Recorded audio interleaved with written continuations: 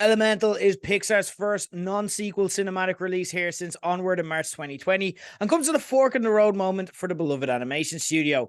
Having grown to legendary status in its nearly 3 decades now of film releases, the pandemic mixed with Disney's new streaming model saw it have to adjust in the pecking order somewhat. As such, new titles such as Soul, Turning Red, and Luca had to settle for the ignominy of being or foregoing wide releases in major markets in favor of going straight to Disney Plus instead. Disney say this was due to the pandemic, but apparently COVID wasn't as big a deal for such amazing giant successes as The Eternals or Raya the Last Dragon, or indeed the other Pixar pandemic release, Lightyear. The job of shepherding the studio back onto the big screen with new content fell to Peter Son, a longtime Pixar collaborator who is directing a second feature after 2015's The Good Dinosaur, which you may remember as the movie that is widely panned by critics. So no pressure then, Peter, but it's just literally your reputation, and also you have to save Pixar's reputation with this one. Elemental follows Ember, a fire element daughter of immigrant parents who face discrimination after moving from Fire City to start their news agents and daily business, and as a result are steadfast in their belief that different elements shouldn't mix. Ember's loving but slightly overbearing father is putting pressure on her to take over the family business, but she struggles to deal with customers without losing her temper, and anyone who's worked in retail before will be able to relate hard at that. One such temper tantrum ends up bringing her together with City Inspector Water Element, Wade, and in spite of their differences and reluctance, particularly on Ember's side, the two begin to bond. But can their relationship sustain in a world where even the two of them touching could result both in disaster for them and possibly others around them? If Pixar needed a big win with this to get them back on track, then for me, Elemental is not it and continues the studio's weird limbo. That isn't to say it's a bad movie, but again, it just hasn't got the train back on track.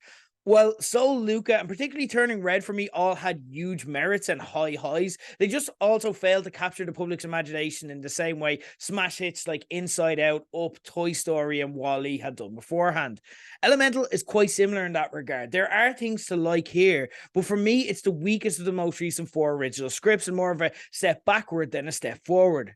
The little things here are all fine, if not spectacular, like any other studio could have made it. The animation is fine. They don't really do much with the elements beyond the kind of initial world building stage.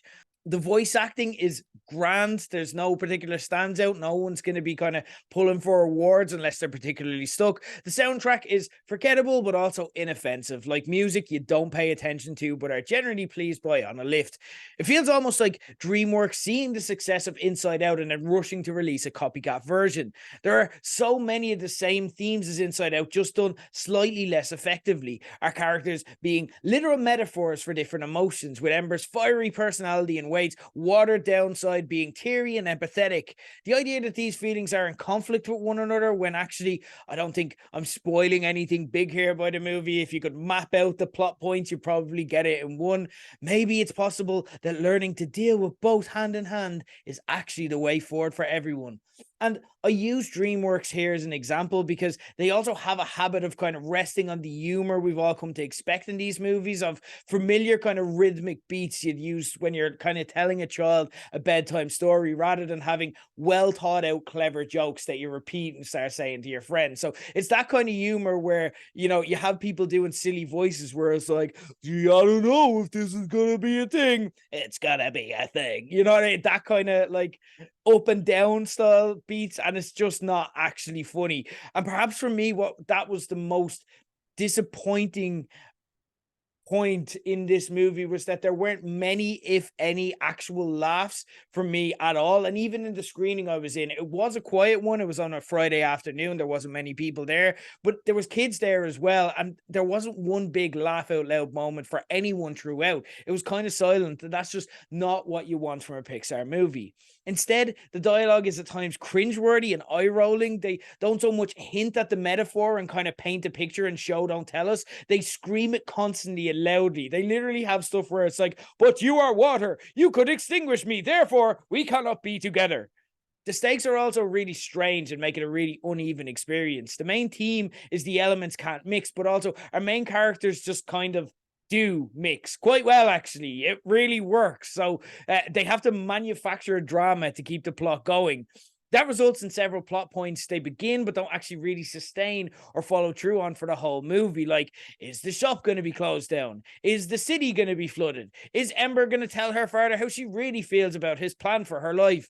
Can the people involved get over their own preconceived notions? These questions are all asked, but then they're answered relatively shortly afterwards without much drama in the way you expect them to be answered. And in some cases, there's a lot of drama, but there's no actual build-up. So you're like, why is everyone being dramatic? Why are people screaming at each other? What's going on here?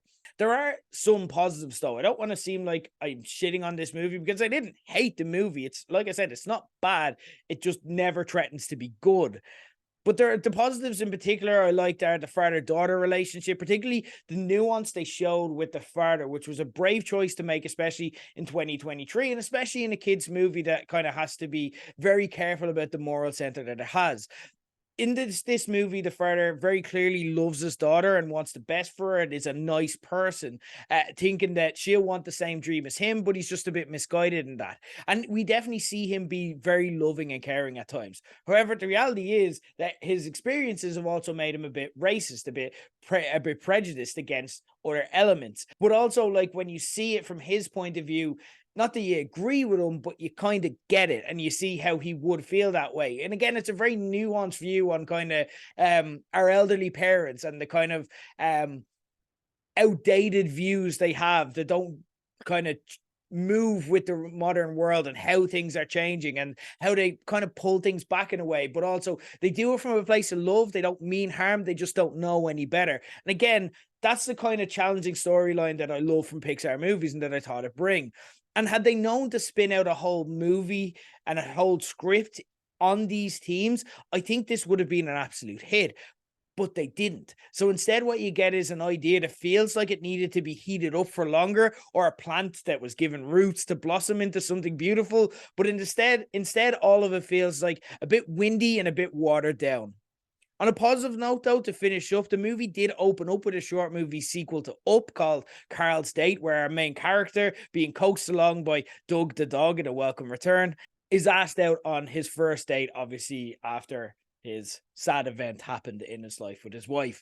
There was nothing really groundbreaking here, and don't worry, it won't leave you a broken emotional mess afterwards like the original did and then just walk away from you and lead you into a new presentation. Instead, it's just a really nice, charming, and occasionally funny accoutrement to our main feature. What I will note, though, is that I really prefer these kind of small check-ins with characters that we've loved in the past, rather than kind of big, grand, unnecessary sequels that end up actually harming the reverence that you have for the original. We've grown to love Carl and Doug, and we want to spend more time with them, but realistically, their story is kind of told at this stage, and they should be left to live happily ever after, unless there is some genuine unfinished business and a good reason to have a sequel. In that case, it's fine to do, but otherwise, you're getting into Toy Story 5 scenario where it's like, these characters are now saying goodbye to each other for the 10th time. Can we just let them be gone? Shorts like this give us the chance to have a catch up in a risk-free environment, because even if this didn't work, who cares? It's only a short. As it stands, though, it did work for me, and it was nice to be back there, even just briefly, for a gentle catch up. It was actually the highlight of the entire experience for me. So even though Elemental didn't hit, if you have kids, go along. It'd be something for them to do for a couple hours, and you'll be happy that you got to watch Carl's Date beforehand.